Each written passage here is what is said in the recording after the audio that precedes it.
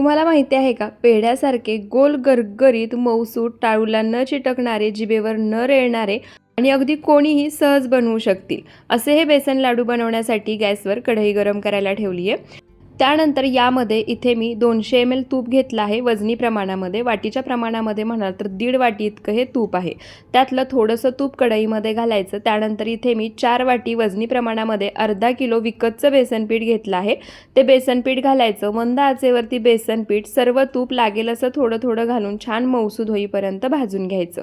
हे बेसन पिठाचे लाडू बनवण्याची सर्वात सोपी आणि वेगळी पद्धत मी डिटेलमध्ये सांगितली आहे। व्हिडिओ पाहायचा असेल तर आपल्या चॅनलवरती आहे किंवा चॅनलच्या नावाखाली छोटासा त्रिकोण दिसेल तिथे क्लिक करून पाहू शकता।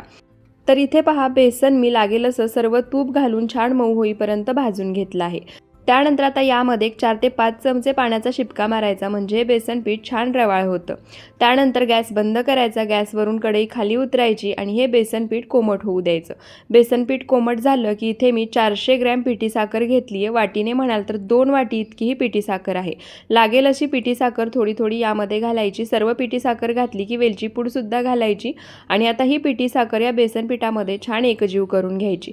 त्यानंतर तुम्हाला जेवढे लाडू बनवायचे आहेत तेवढं मिश्रण हातावरती घ्यायचं आणि याचे लाडू वळून घ्यायचे।